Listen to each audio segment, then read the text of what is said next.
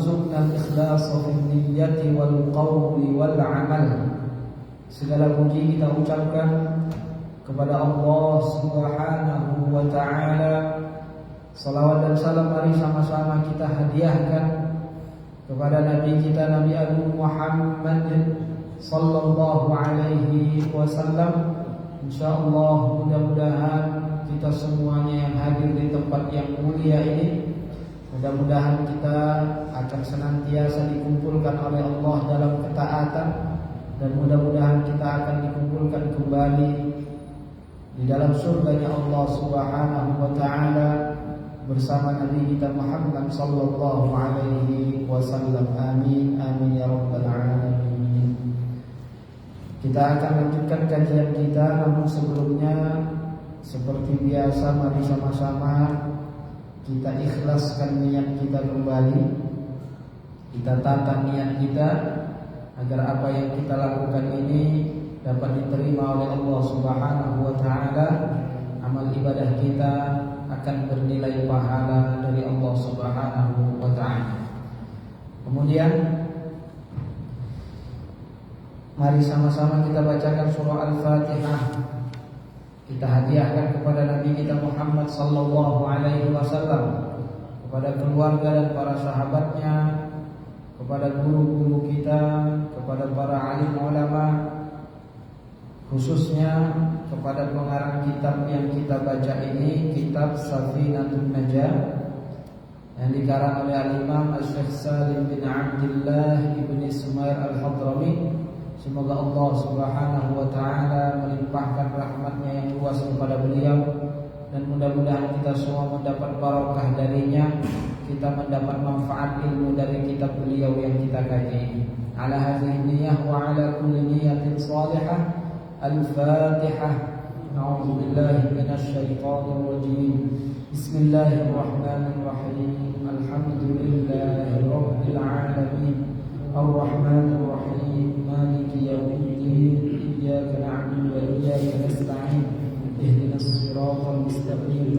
Siratal ladzina an'amta 'alaihim ghairil maghdubi 'alaihim waladdallin. Amin. Pada pertemuan yang lalu kita sudah membahas hal-hal yang membatalkan sholat.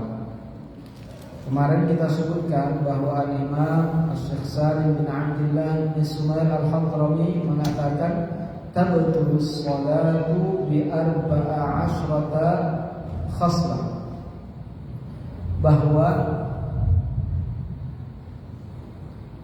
sholat itu bisa batal dengan 14 macam perkara. Jadi ada 14 macam yang dapat menyebabkan sholat yang dilakukan itu jadi batal. Kita sudah jelaskan kemarin yang pertama bil hadas, karena sebab hadas. Ketika sholat dia berhadas, batal wudunya, maka batal sholatnya. Maka semua yang membatalkan wudu dapat membatalkan sholat. Di antara yang membatalkan wudu apa? Bersentuhan antara kulit laki-laki dengan perempuan yang ajnabiyah, yang bukan mahramnya, tanpa penghalang. Nah, kalau misalnya pas lagi sholat ada perempuan lewat, tangannya nyenggol tangan kita, walaupun tanpa sengaja, apa hukum sholat kita? Sholatnya batal. Kenapa? Karena itu membatalkan wudu, berarti dia berhadas. Nah, makanya beliau katakan bil hadas, batal sholat dengan sebab hadas, yaitu batal wudunya misalnya. Maka semua yang membatalkan wudu dapat membatalkan sholat. Kemudian yang kedua, wa bi wuqu'in najasati illam tulqa halan min ghairi hamlin.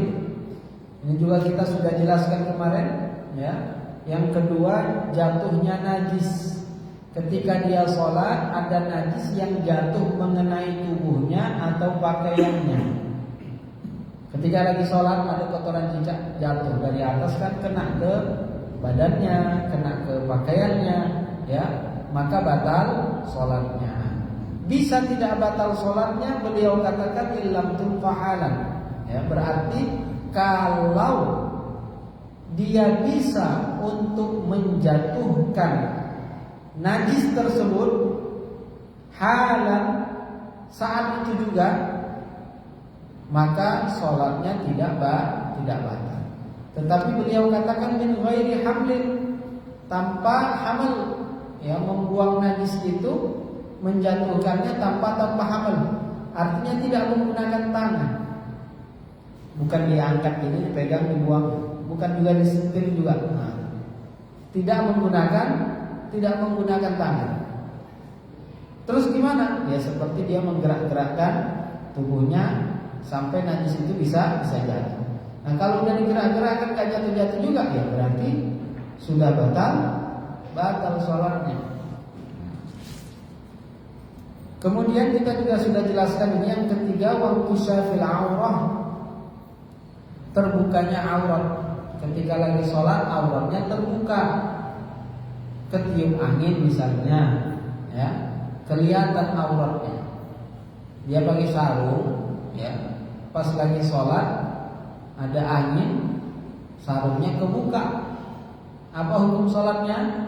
Batal sholatnya, terbuka. Atau ketika dia sholat pakai sarung, ternyata pas dia ruku atau pas dia sujud sobek, Pak.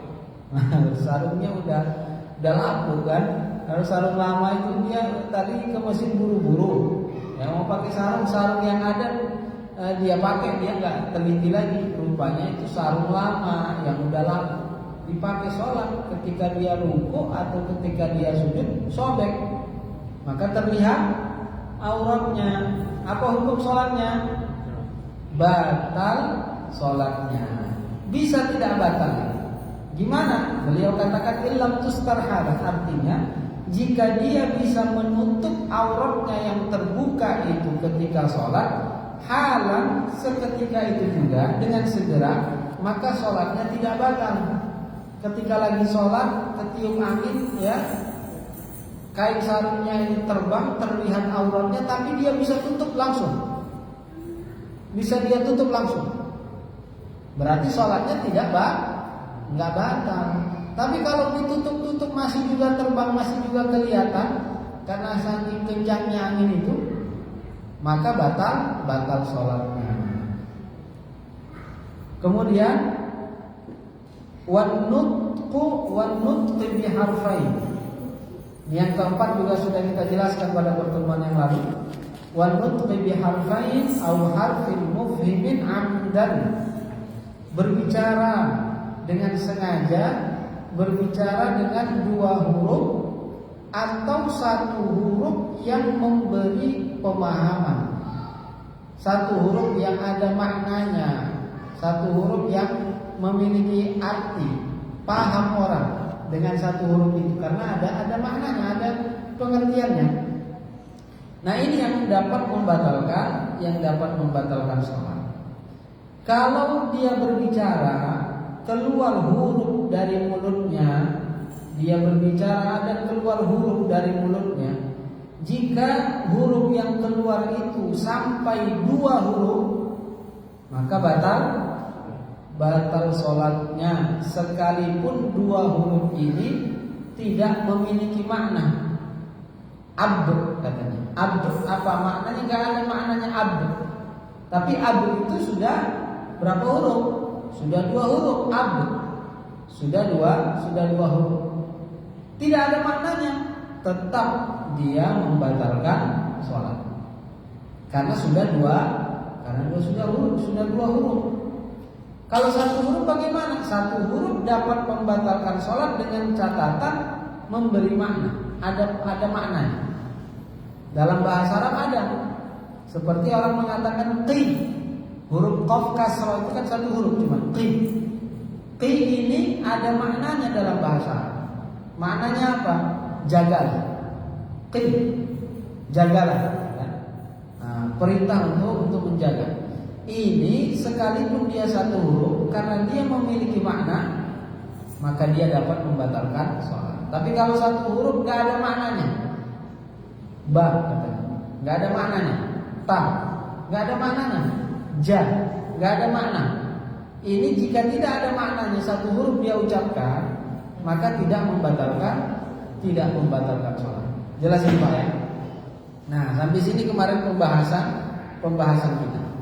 Namun ingin kita tambahkan dari penjelasan sebelumnya bahwa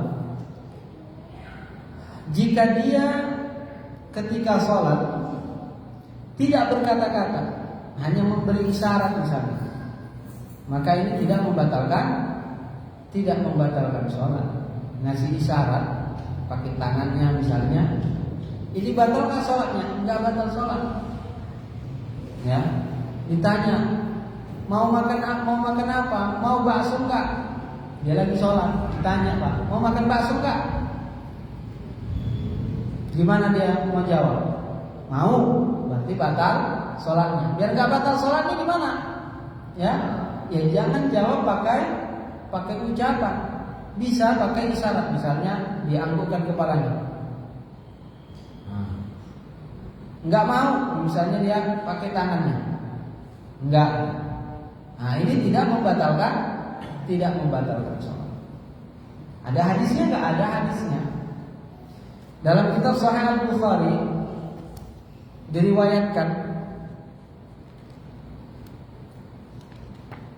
bahwa suatu ketika ada salah seorang sahabat Quraib Maula Abdullah bin Abbas, budak yang pernah dibebaskan oleh Abdullah bin Abbas. Quraib ini bertanya kepada Ummu Salamah. Siapa itu Ummu Salamah? Ummu Salamah adalah istri Nabi kita Muhammad sallallahu alaihi wasallam.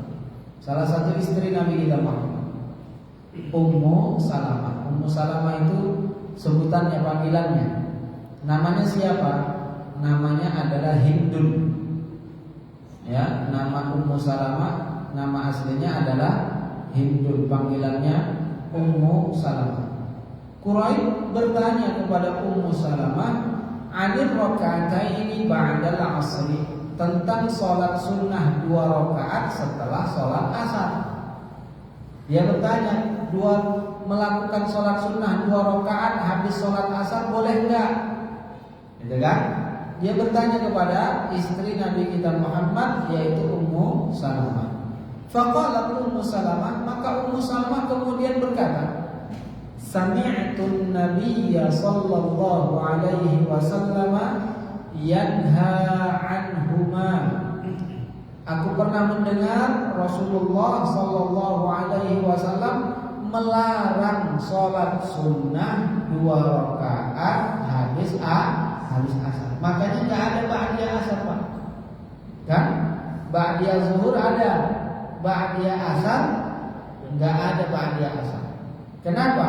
Karena di antara waktu yang dilarang kita melaksanakan sholat sunnah, ya, ini adalah di antaranya habis asar. Tetapi ingat, sholat sunnah yang tidak boleh dilakukan bukan semua sholat sunnah, tapi sholat sunnah yang tidak memiliki waktu dan tidak memiliki sebab, ya, atau disebut namanya sholat sunnah mutlak, atau sholat sunnah yang memiliki sebab tapi sebabnya mutaakhir, ya, sebabnya mutaakhir. Ini juga tidak boleh dilakukan habis asar. Sebab itu apa? Ada sebabnya maka dia sholat. Itu namanya sholat memiliki sebab. Kita masuk masjid disunahkan sholat. Berarti sholat kita masuk masjid itu ada sebabnya kan? Karena apa sebabnya? Masuk masjid. Gerhana, ada gerhana kita disunahkan sholat. Ada sebabnya. Kalau nggak ada gerhana, berarti nggak ada sebabnya kan itu. Kita tidak disunahkan untuk sholat gerhana karena nggak ada sebabnya. Itu namanya sholat yang memiliki sebab. Nah, sholat yang memiliki sebab ini ada kalanya sebabnya mutaqaddim, ada kalanya sebabnya mutaakhir. Mutaqaddim artinya apa? Sebabnya dulu ada, baru sholat dilaksanakan. Berarti sebabnya duluan ada. Mutaqaddim namanya. Seperti apa contohnya? Seperti contohnya kita wudu. Habis wudu kita disunahkan sholat sunnah wudu.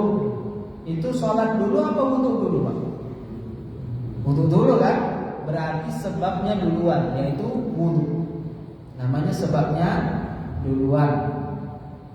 Ada pula sebabnya mutaakhir. Berarti sholatnya dulu, baru sebabnya belakangan dilakukan. Contohnya apa ini, Pak? Contohnya sholat sunnah safar. Kita kalau ingin musafir, melakukan perjalanan jauh, kita disunahkan untuk sholat sunnah 2 rakaat. Baru kita melakukan perjalanan. Nah, itu sholat sunnahnya sebelum kita melakukan perjalanan atau nanti kalau kita sudah sampai di tujuan. Kapan, Pak? Sebelum kan? Sebelum berangkat kan? Ini bentar lagi kita mau berangkat. Kemana kita berangkat? Kita mau berangkat melakukan ibadah haji. Amin ya rabbal alamin. Mudah-mudahan berangkat semuanya. Nah, mau berangkat ini, ntar malam mau berangkat. Ya, kita disunahkan untuk sholat sunnah safar. Sekarang sholatnya, bukan nanti ketika udah nyampe di Makkah, enggak. Sekarang sholatnya. Nah, berarti sholat duluan, baru sebabnya belakangan kan? Sholat dulu dilakukan, baru sebabnya ada, yaitu safar. Nah, itu namanya mutaakhir. Kalau sebabnya mutaakhir, ini nggak boleh dilaksanakan habis asar. Jadi kalau kita mau melakukan perjalanan habis asar kita berangkat, sholatnya jangan habis asar, sholatnya habis zuhur. Kalau kita habis zuhur tadi belum sholat sunnah safar, nah sekarang udah habis asar, nggak bisa lagi dia melaksanakan sholat sunnah safar. Paham Pak kan? Nah seperti itu. Nah ini beliau Ummu Salamah mendengar dari Nabi kita Muhammad sallallahu alaihi wasallam bahwa Rasulullah melarang melakukan sholat sunnah 2 rakaat habis asar. Yang dimaksud itu tadi berarti kan sholat sunnah yang tidak ada waktu atau sebabnya, atau yang memiliki sebab tapi sebabnya mutaakhir. Ini yang dilarang oleh Nabi kita Muhammad sallallahu alaihi wasallam. Summa ra'aituhu yusallihima hina shallal 'asra summa dakhala. Ummu Salamah mengatakan, tapi aku pernah melihat Rasulullah melakukan sholat sunnah 2 rakaat ketika beliau selesai sholat asar. Summa dakhala, kemudian Rasulullah masuk ke rumahnya Ummu Salamah. Habis Rasulullah sholat asar di masjid, Rasulullah kemudian masuk ke rumah Ummu Salamah. Di rumah Ummu Salamah Rasulullah melakukan sholat sunnah 2 rakaat karena habis sholat asar tadi. Loh, Rasulullah kan pernah melarang untuk sholat sunnah 2 rakaat habis asar. Kenapa Rasulullah sholat? Nah ini Ummu Salamah pernah melihat Rasulullah melakukan sholat habis asar. Wa indi niswatun min bani haramin minal ansar. Dan ketika itu bersamaku ada perempuan-perempuan dari Bani Haram, dari kaum Ansor. Maksudnya ketika itu Ummu Salamah ada tamu. Ada beberapa orang perempuan dari suku Bani Haram. Karena Ummu Salamah ini ada tamu, maka dia gak enak meninggalkan tamu ini. Kemudian apa yang dilakukan oleh Ummu Salamah? Fa'arsaltu ilaihil jariyah. Maka aku pun, kata Ummu Salamah, mengirim kepada Rasulullah itu al-jariyah, ya, anak perempuan. Ini anak perempuan ini dipanggil oleh Ummu Salamah, disuruh mendekati Rasulullah. Kan Rasulullah lagi sholat tuh. Jadi Ummu Salamah gak enak mendatangi Rasulullah supaya tidak meninggalkan tamunya. Ini ingin mengingatkan Rasulullah, kenapa sholat habis asar kan itu? Ya, ada kekhawatiran dari Ummu Salamah, apakah Rasulullah ini lupa? Kan pernah melarang kok sholat gitu kan? Mungkin Rasulullah lupa sehingga beliau ingin mengingatkan. Tapi karena ada tamu, sehingga beliau meminta ada anak perempuan dimintanya untuk mendekati Rasulullah Sallallahu Alaihi Wasallam yang lagi sholat. Fakultu, Ummu Salamah mengatakan, qumi bijambihi, sana kamu berdiri di samping Rasulullah. Faquli lahu, katakan kepadanya, taqulu laka Ummu Salamah ya Rasulullah. Ummu Salamah berkata kepadamu wahai Rasulullah, sami'tuka tanha an hatainir raka'atain. Aku mendengar bahwa engkau melarang sholat 2 rakaat habis asar. Wa araka tusallihima. Namun aku melihatmu sekarang melakukan sholat itu. Ya. Nah, ini Ummu Salamah meminta anak perempuan ini tadi untuk berbicara itu kepada Rasulullah. Rasulullah lagi apa nih posisinya? Rasulullah sedang sholat. Sedang sholat berarti diajak bicara kan gitu kan? Sono kepada Rasul ngomong, ya. Bukankah engkau ya Rasulullah melarang sholat 2 rakaat habis asar, tapi sekarang engkau melakukannya? Nah, ini posisinya perempuan ini berbicara kepada Rasulullah yang sedang sholat. Berarti berbicara kepada orang yang sedang sholat nggak apa-apa, Pak. Ya, bukan sesuatu yang diharamkan. Jadi kalau kita mau pergi, istri kita lagi sholat, nggak apa-apa kita ngomong. Saya berangkat dulu ya. Ini kunci di sini misalnya. Ini uang di sini. Kita ngobrol sama dia lagi sholat, nggak apa-apa, nggak berdosa kita. Ya, asalkan dia jangan jawab, dia jangan ngomong iya katanya, batal sholatnya. Nah, jadi kita yang nggak lagi sholat ngobrol sama orang yang sholat, kita nggak berdosa, nggak apa-apa. Nah, ini terjadi kepada Nabi kita Muhammad Sallallahu Alaihi Wasallam. Ummu Salamah mengatakan kepada perempuan tadi yang diutusnya, fa in asyara biyadihi fastakhiri anhu. Kalau nanti Rasulullah itu memberi isyarat dengan tangannya, fastakhiri anhu, maka tunggulah. Diam artinya udah, nggak usah dilanjutkan lagi. Ya, kalau Rasulullah memberi isyarat dengan tangannya, ya sudah tunggu saja. Artinya jangan ditanya lagi, berarti sudah sampai pesannya kepada Rasulullah Sallallahu Alaihi Wasallam. Fafa'alatil jariyah. Anak perempuan ini pun melakukan apa yang diperintahkan oleh Ummu Salamah kepadanya. Dia datang kepada Rasul, berdiri di samping Rasul, mengatakan kepada Rasulullah apa yang ingin dikatakan oleh Ummu Salamah tadi. Setelah anak perempuan tadi berbicara kepada Rasul, fa'asyara biyadihi. Ternyata Rasulullah memberi isyarat dengan tangannya. Enggak dijelaskan bagaimana bentuk isyaratnya, tetapi memberi isyarat dengan tangannya. Fastakhfarat anhu. Anak perempuan tadi pun, ya karena sudah dikasih tahu oleh Ummu Salamah kalau Rasulullah kasih isyarat, maka udah diam. Ya, mundur ke belakang dan tunggu saja. Fastakhfarat anhu. Dia pun menunggu. Ya, enggak dilanjutkannya lagi.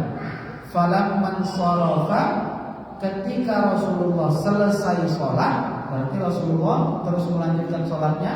Ketika selesai sholat, qala, Rasulullah bersabda, ya binata Abi Umayyah, wahai anak perempuan dari Abi Umayyah. Itu tadi perempuan yang disuruh oleh Ummu Salamah. Sa'alti 'anil raka'ataini allataini ba'da al-'asr. Engkau bertanya tentang sholat 2 rakaat habis asar. Wa innahu atani nasun min Abdul Qais. Sesungguhnya telah datang kepadaku orang-orang dari suku Abdul Qais, fasaghaluni 'anil raka'ataini allataini ba'da zuhur. Maka kemudian mereka menjadikan aku sibuk dengan mereka dari 2 rakaat setelah zuhur. Jadi Rasulullah habis sholat zuhur, kemudian datang ini orang-orang dari suku Abdul Qais bertamu kepada Rasulullah Sallallahu Alaihi Wasallam. Rasul pun menemui mereka sementara belum sholat ba'da zuhur. Ya, sampai masuk waktu asar. Jadi nggak sempat Rasulullah melakukan sholat ba'da zuhur. Fahumahatan. Maka 2 rakaat yang aku lakukan tadi itu adalah 2 rakaat dari ba'da zuhur. Nah, dalam hadis ini ada beberapa hal yang dapat kita pahami. Yang pertama, seperti yang kita katakan tadi, berbicara kepada orang yang lagi sholat, ya, bukan suatu hal yang diharamkan, ya, selama kita tidak mengganggunya, bukan menggoda-goda dia, kan, ya, bukan mengganggu dia. Berbicara tentang sesuatu yang sesuatu hal yang penting, ya, kita berbicara dengan dia tidak mengapa, seperti yang dilakukan oleh budak anak perempuan tadi atas perintah Ummu Salamah. Kemudian yang kedua, Rasulullah Sallallahu Alaihi Wasallam menjawab tadi pertanyaan dari anak perempuan tadi dengan apa jawabannya? Dengan isyarat tangannya. Jadi memberi isyarat dengan tangan, bukan dengan ucapan, ya. Memberi isyarat dengan tangan ini tidak membatalkan sholat. Nah, seperti yang dilakukan oleh Nabi kita Muhammad Sallallahu Alaihi Wasallam. Dan kalau kita mendengar perkataan orang, kita lagi sholat tapi kita dengar orang yang lagi ngobrol, orang yang berbicara dengan kita atau berbicara dengan orang lain, itu tidak kemudian menjadikan sholat kita itu batal, enggak. Namanya kita punya telinga. Ada orang ngomong gitu, Pak, kalau lagi sholat kita masih dengar orang ngobrol, berarti kita sholat kita itu nggak khusyuk. Kalau nggak khusyuk berarti nggak diterima. Itu Rasulullah dengar. Apakah sholat Rasulullah tidak diterima? Tentunya tidak seperti itu, kan? Nah, jadi boleh-boleh saja, wajar, namanya kita manusia. Kita mendengar apa yang dikatakan orang-orang di sekeliling kita. Kemudian yang dapat kita ambil pula dari hadis ini, bahwa sholat sunnah yang ditinggalkan itu boleh untuk diganti. Istilahnya kita diqadha. Rasulullah mengqadha sholat ba'da zuhur. Kapan diqadhanya? Setelah asar. Jadi sholat sunnah yang ditinggalkan itu hukumnya sunnah untuk diqadha. Para ulama dalam 4 mazhab menjelaskan dalam kitab-kitab mereka bahwa sholat wajib yang ditinggalkan wajib untuk diqadha, diganti. Sholat sunnah yang ditinggalkan sunnah pula hukumnya untuk diqadha. Dan Rasulullah pernah melakukan 2 hal ini. Rasulullah pernah mengganti sholat sunnah yang ditinggalkan seperti hadis yang kita bacakan tadi. Rasulullah juga mengganti sholat wajib yang ditinggalkan. Dalam sebuah hadis Rasulullah pernah ketiduran dalam perjalanan bersama para sahabatnya, ya, berhenti di satu lembah. Mereka tidur di situ, nggak bangun. Pas subuh nggak kebangun. Bangun-bangun sudah terbit matahari, sudah habis waktu subuh. Ya, Rasulullah kemudian pergi meninggalkan tempat itu. Di satu tempat yang lain Rasulullah berhenti dan mengganti sholat subuh yang belum dilakukan tadi. Jadi ada prakteknya dilakukan oleh Rasul, ya, mengqadha sholat wajib dan mengqadha sholat sunnah. Jadi aneh jika ada orang yang mengatakan, ya, nggak ada yang namanya qadha sholat. Ya, kalau sholat udah tinggalkan ya udah, itu nasibnya katanya. Ya, nggak bisa diganti. Ibarat nasi sudah jadi bubur, Pak, nggak bisa lagi diubah lagi, dikembalikan jadi nasi katanya. Kalau udah jadi bubur ya udah jadi bubur. Sholat yang ditinggalkan ya udah nggak bisa lagi diganti katanya. Padahal dalam hadis disebutkan la kaffarata laha illa dzalik. Sholat itu tidak bisa ditebus dosanya kecuali dengan melakukan sholat yang ditinggalkannya. Ya. Jadi terkait dengan hal-hal yang membatalkan sholat ini, kita ambil tadi dari hadis itu bahwa memberi isyarat dengan tangan, ya, itu tidak membatalkan sholat. Atau memberi isyarat dengan kepalanya dengan menganggukkan, ya, tetapi tidak melakukan gerakan yang banyak, ya, ini tidak membatalkan sholat.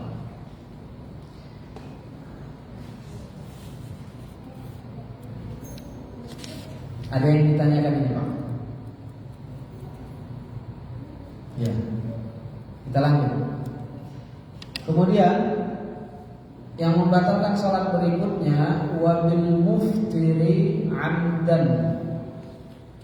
Al-muftir, al-mufattir, ya, wabil mufattir, sesuatu yang dapat membatalkan puasa. Maksudnya apa? Ini kan pembahasannya sholat, ya. Ya, pembahasannya sholat.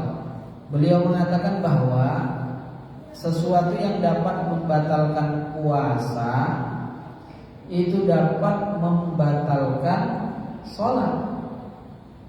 Yang membatalkan puasa, makan, minum itu kan, itu juga dapat membatalkan sholat.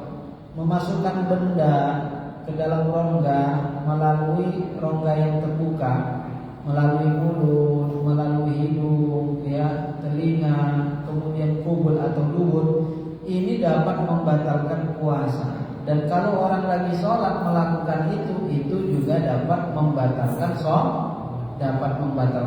Ini maksudnya wabil mufattiri amdan, dengan sengaja dia lakukan, maka semua yang dapat membatalkan puasa itu dapat membatalkan sholat. Kemudian wal aklil katsiri nasiyan.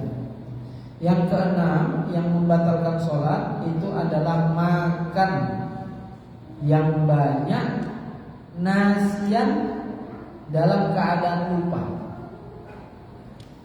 Makan yang banyak, loh, berarti kalau makannya sedikit gimana? Nah, para ulama mengatakan makan yang sedikit dalam keadaan lupa.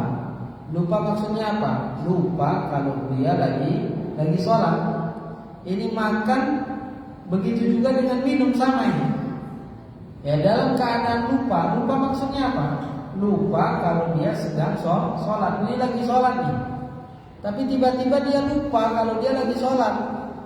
Dia batuk, dia bersin, ya, kemudian dia minum. Lupa kalau dia sedang sholat itu. Ya, karena biasanya kalau lagi batuk ini dia minum, kebetulan ada minum di sampingnya, dia minum. Lupa kalau dia sedang sholat. Apa hukumnya? Makan dan minum dalam keadaan lupa kalau dia sedang sholat. Jika yang dimakan atau yang diminumnya itu digolongkan sedikit, termasuk dikatakan sedikit, maka tidak batal sholatnya. Tapi kalau sudah banyak, sekalipun lupa, ya, maka batal sholatnya. Ini yang membedakan antara sholat dengan puasa.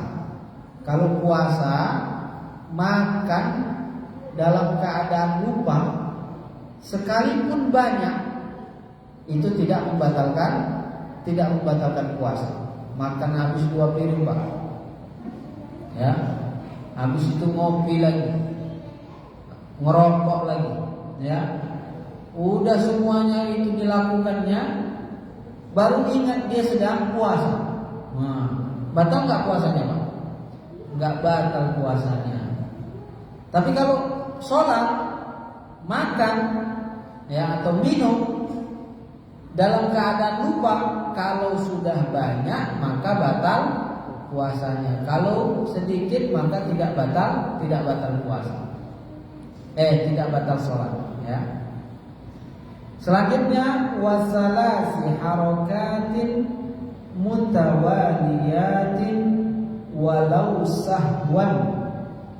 Yang ketujuh yang membatalkan sholat adalah melakukan 3 gerakan berturut-turut walau sahwan, sekalipun dalam keadaan ya sahwu, yaitu tidak sengaja dia melakukan itu.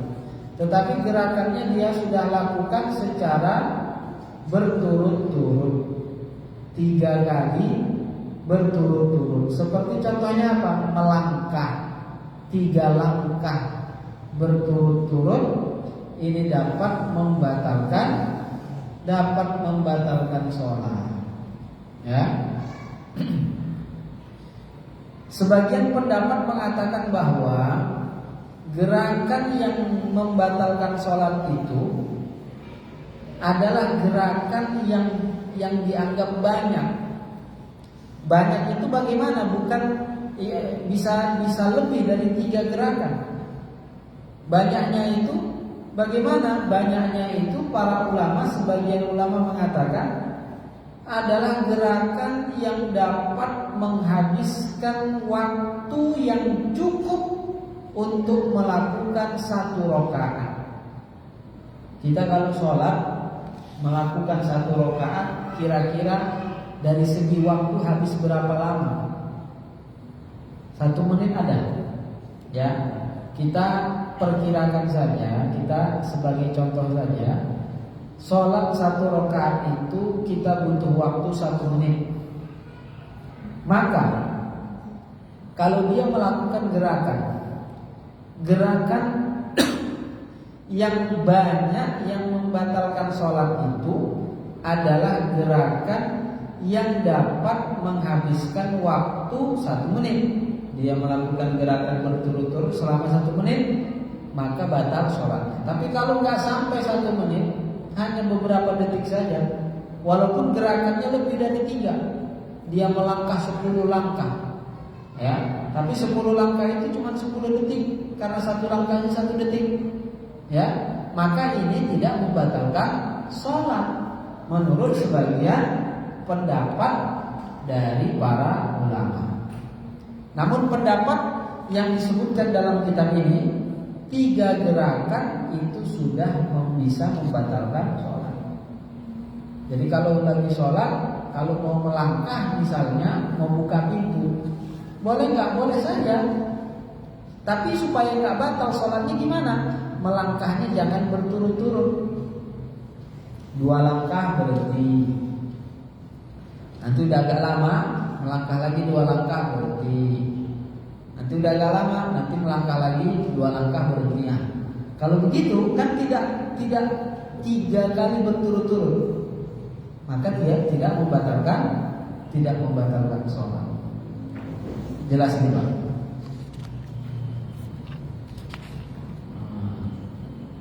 Masih ada waktu ini kan? Iya, masih. Ada yang ditanyakan ini, Pak? Gimana lanjut? Selanjutnya yang ke berapa berarti? Yang ke-8 yang membatalkan sholat. Kita bisa selesaikan guys sampai 14. Baru nomor 8. Yang ke-8 al-wasbatil fahisyah. Yang membatalkan sholat adalah al-wasbah. Al-wasbah itu melompat. Al-fahisyah dengan apa? Melompat yang mencolok, perbuatannya itu terlihat mencolok, parahlah perbuatannya. Ini biasanya kalau sudah melompat, nah itu sudah parah, ya, sudah melampaui batas kan itu. Makanya sebagian ulama mengatakan seharusnya nggak perlu dikasih al-fahisyah, itu sudah dapat dipahami bahwa al-wasbah itu melompat itu sudah fahisyah, ya, itu sudah parah dia. Nah, jadi nggak mesti lagi dikasih kata fahisyah.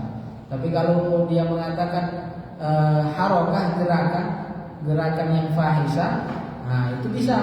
Contohnya seperti apa? Contohnya seperti melompat. Jadi melompat kalau lagi sholat batal sholatnya.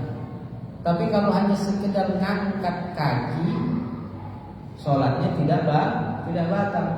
Misalnya pas lagi sholat ada tikus lewat, Pak, diangkat kakinya, ya, biar lewat tikusnya, nggak kena ke kaki kita kan. Geli bukan batal sholatnya nggak, tapi kan ya jijik bahkan ya, geli kita. Nah, kita angkat kaki kita, sholatnya tidak batal. Tapi kalau kemudian diangkat kaki satu, dia ke kaki kita yang satu, kemudian diangkat kakinya dua-dua, berarti kan lompat dia. Kalau sudah lompat berarti batal sholatnya. Ini dia. Perempuan kalau lagi sholat lihat ke cowok lompat. Nah, lompat. Ini apa nama? Walaupun refleks itu kan, tapi perbuatannya itu fahisyah. Perbuatannya sudah parah itu. Kalau hanya sekedar mengangkat kaki, ini tidak membatalkan sholat. Tapi kalau melompat, walaupun satu kali lompatan, ini dapat membatalkan sholat.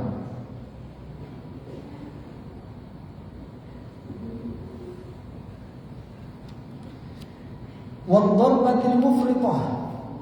Nah, yang kesembilan yang membatalkan sholat lagi adalah ad-dharbah, pukulan al-mufritah, ya, pukulan yang melampaui batas.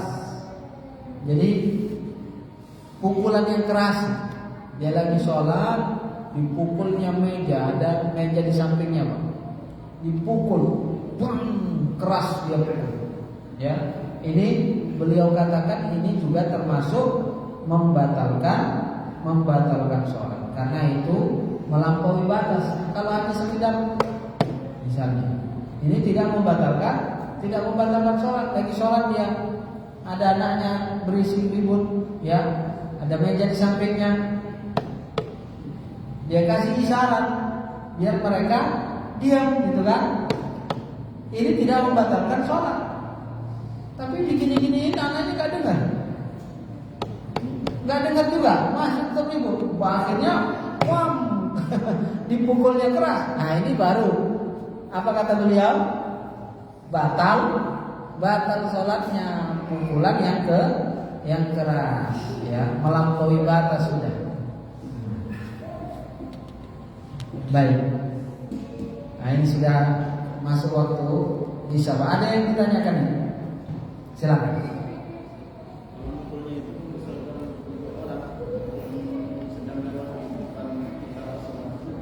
Iya, mendorong orang ketika kita lagi sholat, ya, kita lagi sholat, ada orang lewat di depan kita tolak dia, kita dorong dia, kita cegah dia supaya tidak melewat di depan kita.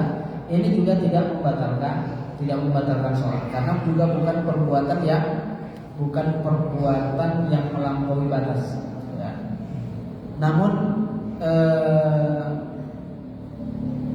perlu kita ketahui bahwa kita berhak untuk mendorong orang yang melewati di depan kita.